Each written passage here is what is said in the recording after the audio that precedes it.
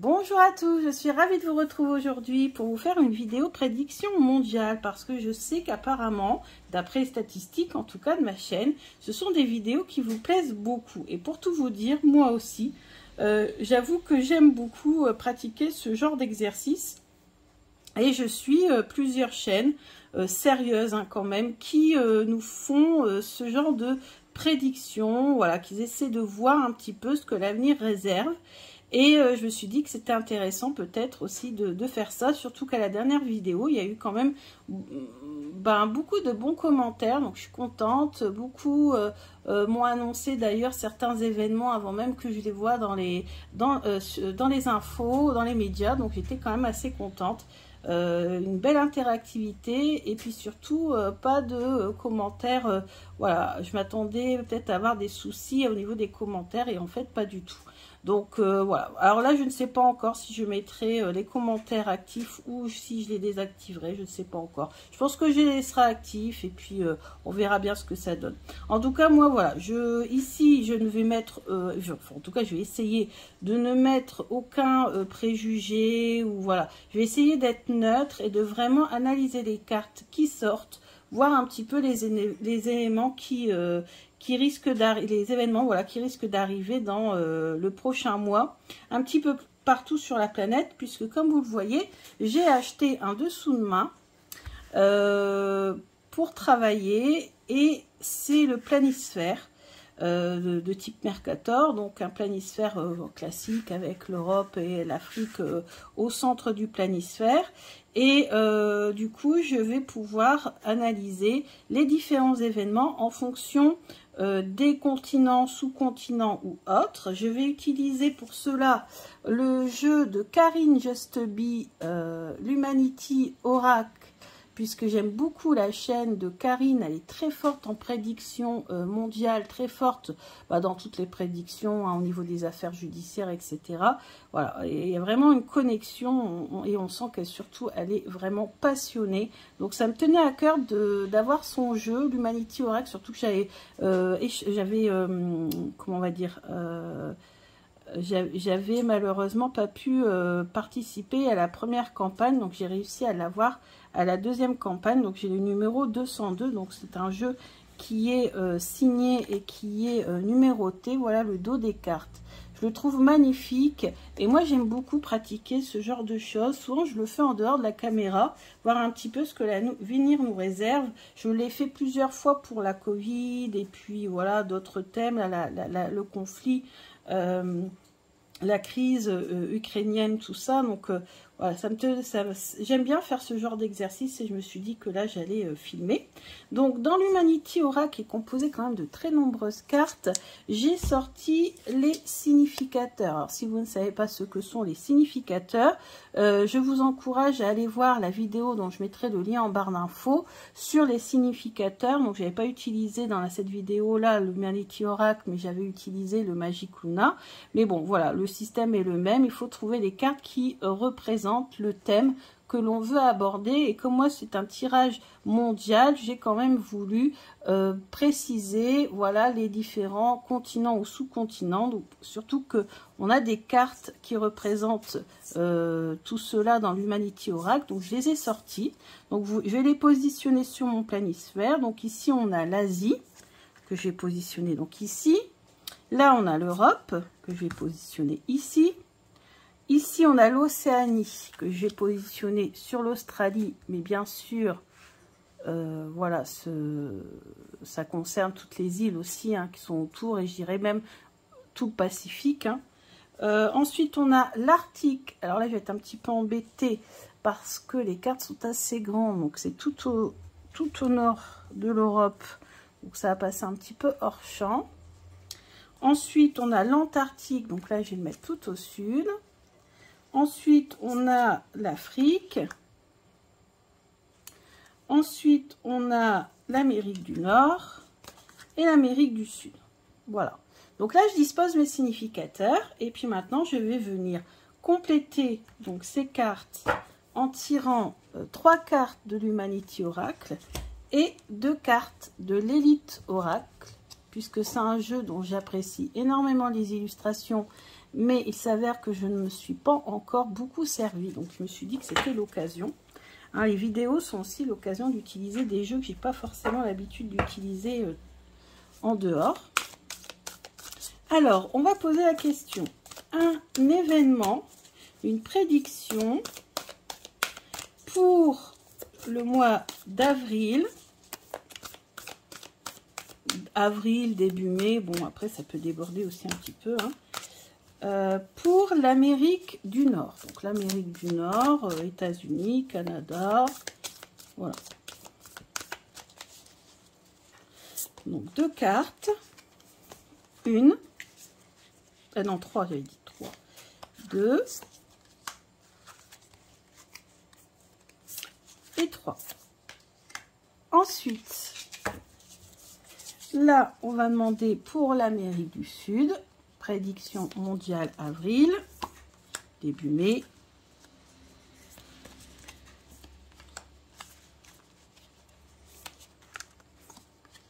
Ensuite, pour l'Arctique,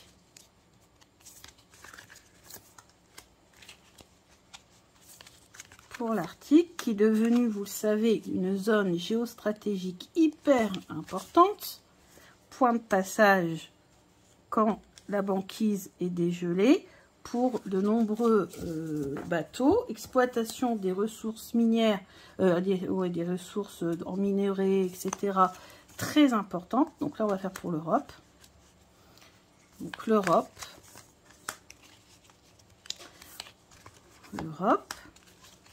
l'Asie,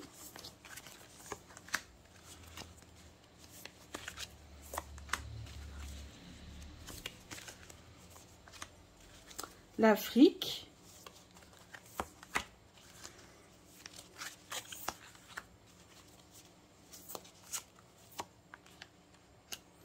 j'ai peut-être dézoomé au contraire, hop, voilà, comme ça vous verrez peut-être mieux, voilà. Alors là, je vais faire donc l'Océanie.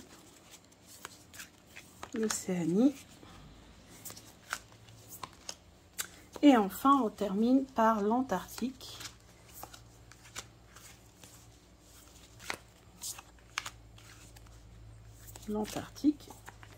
Voilà. Et je vais compléter avec l'élite Oracle. Donc tout d'abord, on va commencer par l'Amérique du Nord. L'Amérique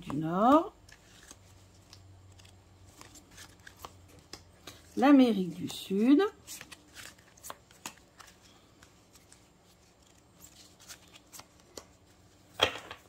L'Arctique.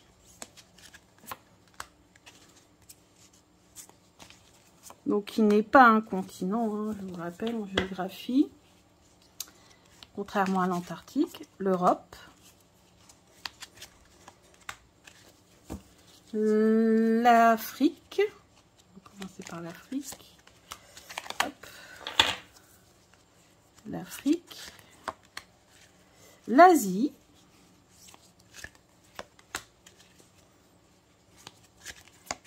l'Océanie,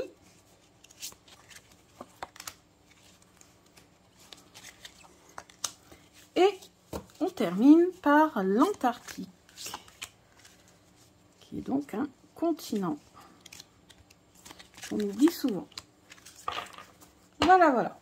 Alors, on va commencer comme le tirage. Hein, donc, on va commencer ici. Donc, avec l'élite oracle, on a quoi? On a la force et le printemps. Peut-être qu'on nous parle de rapport de force au printemps ou un printemps qui va être, peut-être que ce continent va commencer à être plus fort, peut-être, hein, moins en difficulté. Donc, on a le délit, la misère, la joie.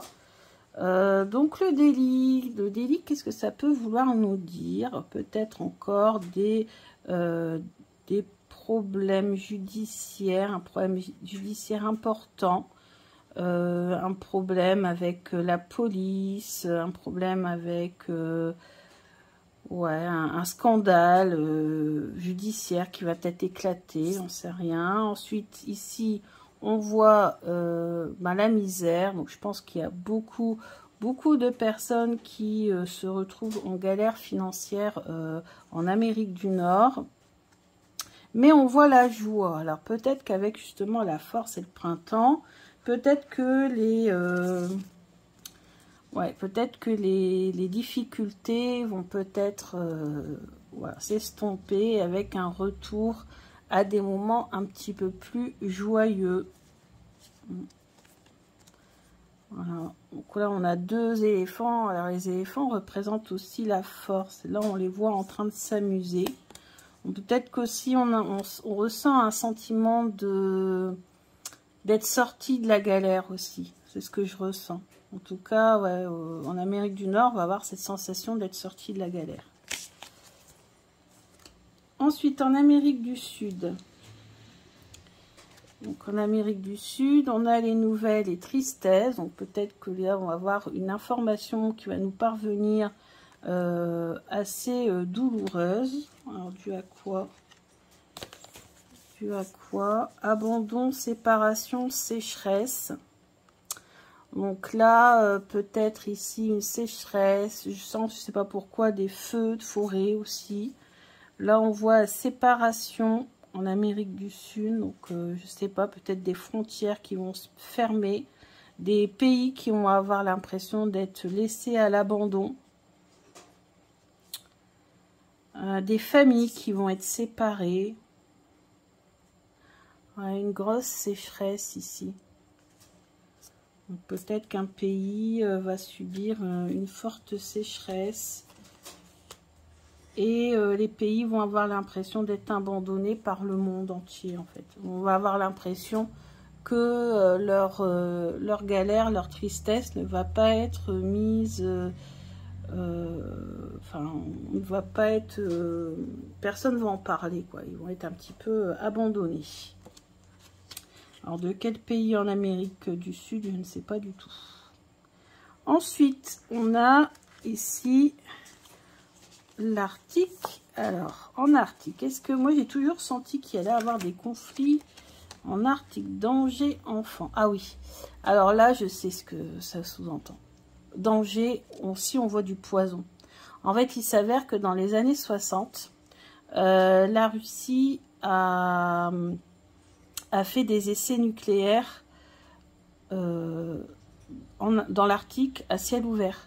C'est-à-dire qu'on a une vidéo qui a été déclassifiée depuis peu et qui nous montre un essai nucléaire en Arctique. Est-ce qu'il ne va pas y avoir derrière justement des analyses qui vont être faites et qui vont montrer que ces essais nucléaires à l'air libre ont entraîné des séquelles auprès des peuples de l'Arctique.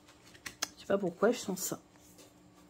Justice, donc ouais, peut-être que voilà, c'est une affaire qui date des années 60, donc c'est pas d'aujourd'hui, mais c'est déclassifié et on en entend seulement parler aujourd'hui.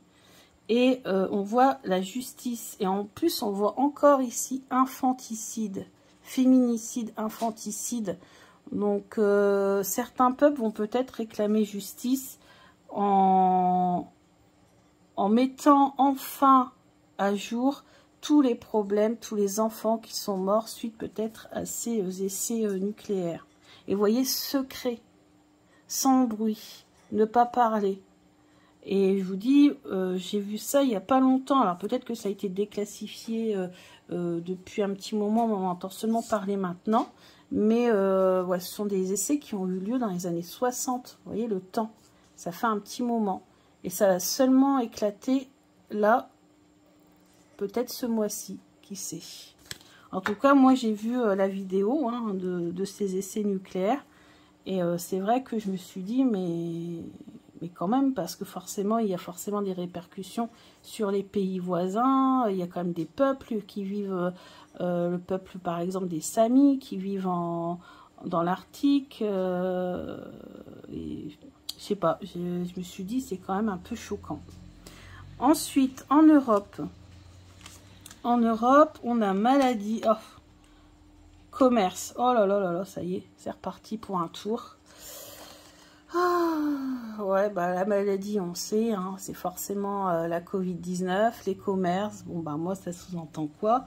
Ça veut dire qu'il va y avoir peut-être encore une recrudescence de cas et des limites imposées dans les lieux publics, dans les commerces, peut-être le retour du masque, ou j'en sais rien, on va voir avec les autres cartes. La peur. Le feu. Ah bah décidément, la mort. Bon, bah c'est pas très réjouissant tout ça. La peur, le feu et la mort. Ici on ressent peut-être une peur, une menace sur l'Europe de bombardements ou de choses comme ça qui vont entraîner une certaine peur en fait. Menace d'être, ou peut-être même menace nucléaire, hein, qui sait. Donc, une menace va être faite à l'Europe, bientôt. Ouais, et ici, on a là, c'est pas, ce sont deux messages différents pour moi. Et là, on a le retour peut-être de limites imposées dans les commerces ou dans les lieux publics à cause de la maladie. Ensuite, on va aller voir ce qui va se passer en Afrique. Alors, Afrique... On a équilibre, santé. Ok. Alors, est-ce que c'est positif? Plutôt positif ou négatif, ça? La France. Ah, tiens, là, la France qui ressort sur l'Afrique. La force et la victoire. Tiens. Alors, donc, c'est plutôt positif ici. Apparemment, la situation sanitaire en Afrique pourrait peut-être se stabiliser, parce qu'avec l'équilibre, se stabiliser, grâce à l'envoi peut-être de médecins ou d'aide sanitaire en Afrique. Oui, victoire, force et France. À l'initiative de la France, peut-être. Plutôt positif pour l'Afrique, un tirage. Ensuite, l'Asie. Intrigue, aïe aïe aïe, masque, ouh, ouh, ouh. Bah vous voyez le message qui me vient là, c'est le retour de la Covid en Asie, mais qui va être caché au reste du monde, qui a plutôt les yeux tournés vers la guerre. Et ouais, et je pense que la situation va s'envenimer en Asie. Hein. Ouais, la chance. L'illusion et les voyages. Donc en fait, donc je pense qu'en Asie, illusion, c'est on va faire semblant que tout va très bien, tout se passe merveilleusement bien, la maladie est partie, etc. Le commerce, le tourisme, voilà, les échanges vont être comment on va dire ça, mise en avant, hein, pour redynamiser un petit peu l'économie chinoise qui a été mise à mal à cause de la pandémie. Donc voilà, on va favoriser les voyages d'affaires, on va favoriser peut-être même le tourisme, réouvrir, etc. Alors que il y a toujours, et peut-être un nouveau variant, peut-être encore, je sais pas. En tout cas, c'est ce que mon intuition me dit. Ensuite, en Océanie, l'été, l'instabilité. Alors, oh, c'est bizarre parce que là, c'est la fin de l'été pour l'Océanie, hein, si je dis pas de bêtises. On a au printemps, donc eux, ils vont passer à l'automne. Donc, ça pourrait être à la fin de l'été, retour à l'instabilité.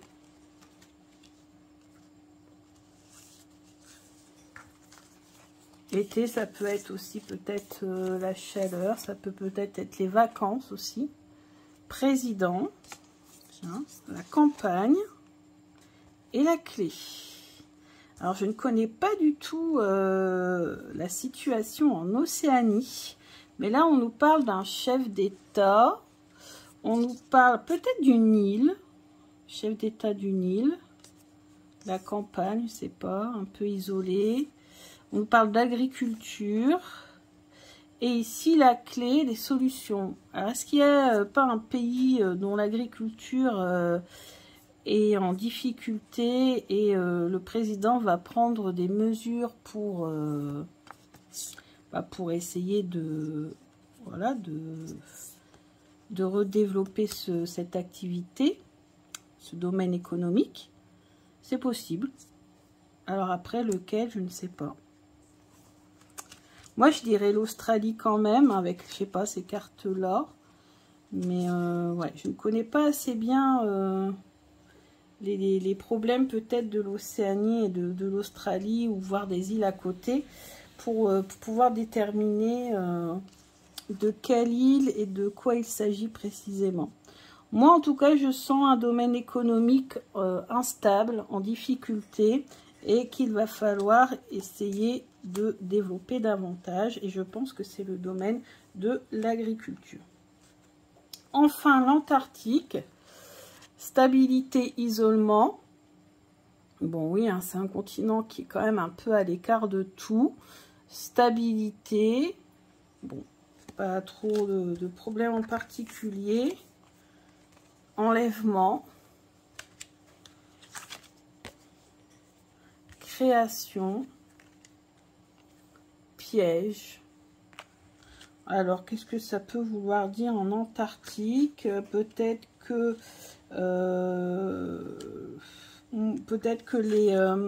les personnes qui sont dans la base scientifique en Antarctique vont peut-être être relevées de leur voilà, de leur fonction, remplacées par d'autres.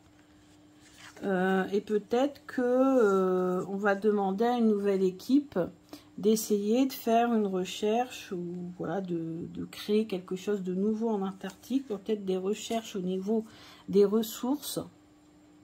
Et ici on sent piège, donc on sent bien que peut-être les scientifiques, on va leur faire croire que les expériences qu'ils vont mener là-bas vont être très positives pour l'humanité, etc. Peut-être que tout simplement derrière, c'est rechercher des nouvelles sources d'énergie, puisque l'on sait qu'à cause de la crise ukrainienne, bah en fait, on est en pénurie de ressources. Et pourquoi pas aller en chercher. Après ici, peut-être qu'il y a une équipe qui est coincée aussi là-bas, en Antarctique, c'est possible aussi. Hein, et là, ils essaient de s'en sortir. Ils essaient de demander de l'aide, peut-être par hélicoptère ou voilà, avion. Je sais que là-bas, ça se passe plutôt par bateau, hein, parce que les conditions sont quand même assez extrêmes.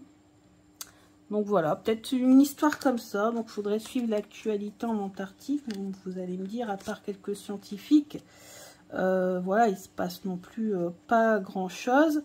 Sachant pourtant, ce sont des territoires sur la planète qui sont quand même très convoités pour leurs ressources. Certes, aujourd'hui, un peu difficile à obtenir parce que trop en profondeur, ou à cause, voilà, des crevasses, à cause du climat extrême, etc.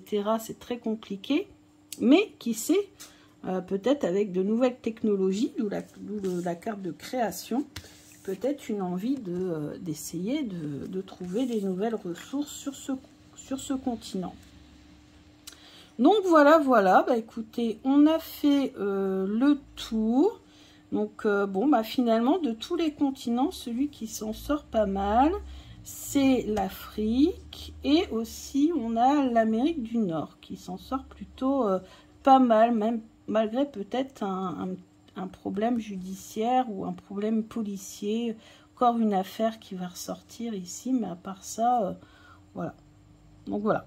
Donc j'espère que ce tirage vous a plu. N'hésitez pas à me dire si vous avez plus d'informations, si vous suivez l'actualité. Je sais que pour certains, c'est même carrément ouais, un loisir, hein, enfin voilà, un plaisir aussi de suivre tout ce qui se passe à travers le monde.